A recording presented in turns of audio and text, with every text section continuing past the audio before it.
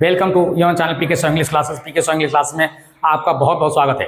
दोस्तों, अगर आप फ्रेजल वर्ब को याद करते करते थक गए हैं, चाहे आप एसएससी के स्टूडेंट हो या बीपीएससी के स्टूडेंट हो या बोर्ड एग्जाम के स्टूडेंट हो, चाहे आप किसी भी एग्जाम के स्टूडेंट हो, अगर आप फ्रेजल वर्ब को याद करते करते थक गए हो तो मैं बोलूँगा कि आप ये सब छोड़ो।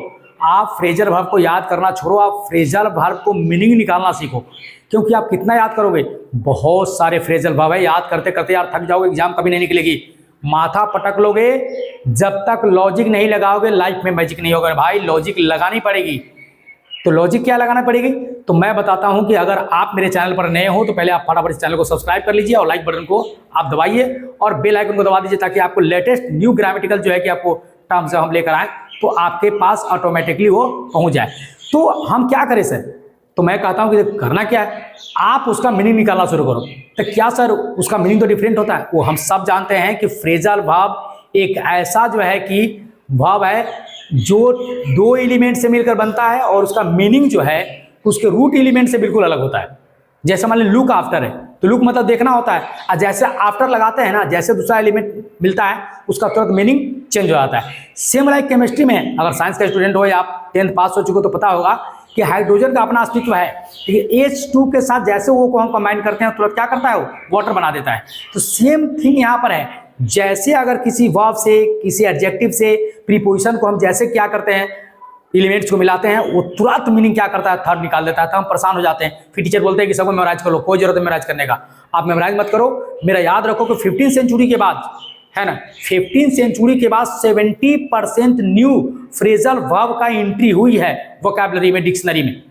उसको क्या किया गया है, बनाया गया है। क्योंकि जो पीएचडी कर रहे हैं कुछ ना कुछ नया इंग्लिश को दे रहे हैं, लेकिन आप उसी ओल्ड बुक को लेकर पढ़े हुए हैं, तो क्या होगा। तो चलिए लेट नहीं करते हैं, वीडियो को स्टार्ट करते हैं और आपको हम समझाना शुरू करते हैं कैसे हम मीनिंग को टेक आउट करेंगे, कैसे हम निकालेंगे मीनिंग को। यहाँ देखो मैंने कुछ लिखा है, यहाँ पर सबसे पहले मैंने लिखा है ब्रेक इनटू, है ना। तो सबसे पहले अगर आपको मीनिंग जानना है ना, तो मेरे भाई आपको सबसे पहले क्या करना पड़ेगा, आपको इसका मीनिंग जानना होगा और इसका दोनों का। ये दोनों का जब मीनिंग जानोगे ना, दोनों का कंबाइन करोगे तो तुम अपने आप अर्थ निकालोगे। इसको आपको अर्थ याद करने की कोई जरूरत नहीं है। इनटू मतलब होता है में से। इनटू मतलब जब एक नाउन दूसरे नाउन में प्रवेश करता है तो वहां पर क्या लगाते हैं, इनटू लगाते हैं, लेकिन ऊपर से नीचे की तरफ। तो ब्रेक मतलब क्या होता है, तोड़ना। इनटू मतलब में से, यानी किसी चीज को में क्या करना है, तोड़ना, किसी चीज में तोड़ना। यानी क्या होता है, इंटर बाय फोर्स, यानी जबरदस्ती प्रवेश करना, जबरदस्ती प्रवेश करना। यहां देखो, ले मतलब होता है परे रहना, ले मतलब परे रहना, डाउन मतलब नीचे, डाउन मतलब नीचे, यानी कि नीचे परे रहना मतलब क्या होता है, बलिदान देना,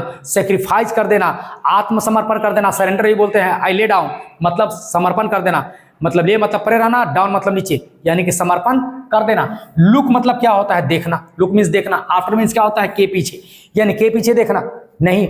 लुक आफ्टर, आफ्टर मतलब होता है किसी चीज के पीछे, तो लुक मतलब देखना, आफ्टर मतलब पीछे, यानी किसी चीज के पीछे देखना, यानी कि उसका देखभाल करना, केयर करना। I look after my parents, मैं अपने माता पिता का देखभाल करता हूं। यहां पर लुक डाउन, लुक मतलब देखना, डाउन माने नीचे, नीचे देखना, या मतलब क्या करना, मतलब घृणा करना, क्या करना, घृणा करना। लुक डाउन मतलब घृणा करना। यहां पर लुक, लुक मतलब देखना। इनटू मतलब क्या होता है, किसी चीज में देखना। तो किसी चीज में क्यों देखोगे, अब दिन भर उस चीज में देखते रहोगे तो मतलब क्या है, तुम कुछ जांच कर रहे हो, तुम कुछ पड़ताल कर रहे हो, इसीलिए लुक के बाद जैसे इनटू लगाते हैं ना तो उसका मीनिंग हो जाता है जांच या पड़ताल करना। उसके बाद लुक है, अब फोर, लुक मतलब देखना, फोर मतलब किसी चीज के लिए, किसी चीज के लिए देखना मतलब क्या होता है, किसी चीज को खोजना या तलाश करना, इसीलिए उसको मीनिंग नियरेस्ट क्या आता है, सर्च। हिंदी में क्या कहते हैं, तलाश करना, है ना। कीप मतलब रखना, अब ये मतलब दूर, है ना, मतलब किसी चीज को दूर रखना, मतलब वहां से क्या होना, अब्सेंट होना या अनुपस्थित होना। ब्रिंग मतलब लाना, आउट मतलब बाहर, ब्रिंग आउट मतलब क्या होता है, बाहर लाना, यानी प्रकाशित करना, है ना। यहाँ पब्लिश दिया हुआ है, उजागर करना भी कह सकते हैं, ठीक है ना, पर्दाफाश भी करना, कहना कह सकते हैं। आप इसमें से कोई मीनिंग निकाल सकते हैं, लेकिन मिला कैसे, ब्रिंग मतलब लाना, आउट मतलब बाहर, किस चीज को बाहर लाना मतलब पर्दाफाश करना। कॉल ऑफ, है ना, कॉल ऑफ, कॉल मतलब बुलाना, ऑफ मतलब बंद करना, यानी कि कॉल मतलब डिमांड भी होता है, कॉल मतलब बुलाना भी होता है, बुलावा भी होता है।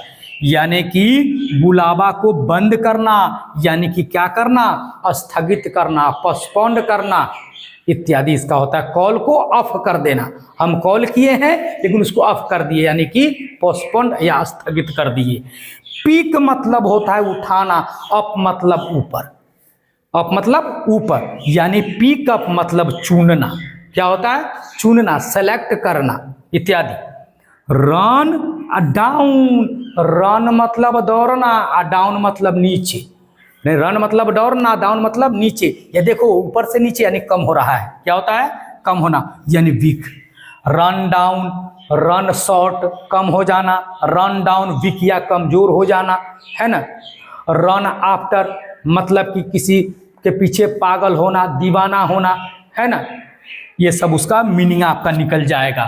पास मतलब गुजर जाना, आबे मतलब बहुत दूर। जब कोई आदमी पास होके बहुत दूर चला जाता है तो उसे क्या कहते हैं? देखिए लिखा हुआ है डाई यानी कि मर जाना। पास आउट है ना, मतलब कि बाहर होना, आगे चला जाना, ठीक है ना। इसमें जो मीनिंग निकालिएगा, प्रीपोजिशन को मीनिंग निकालिए और दोनों को मिलाकर मिक्सअप करके निकालिए, एक मीनिंग निकलेगी। अपना मीनिंग उससे मैच करो, मेरा विश्वास करो कि तुमको फ्रेजल वर्ब रटने से मुक्ति मिल जाएगी मेरे भाई। यहाँ पर सेट ऑन, सेट मतलब तिरोना, ऑन मतलब किसी चीज पर सेट हो जाना। बोला का भाई सेटिंग हो गया, यानी सेटिंग हो गया, यानी सेट ऑन। सेट ऑन मतलब होता है डिटरमाइंड। अब मेरी बात मानो, अपने डिक्शनरी बुक निकालो, मात्र तुमको 30%, 30% मात्र ऐसा फ्रेजल वर्ब है जो जिसका निर्माण 15-16 सेंचुरी से पहले हुई है, वो आपको याद करना है।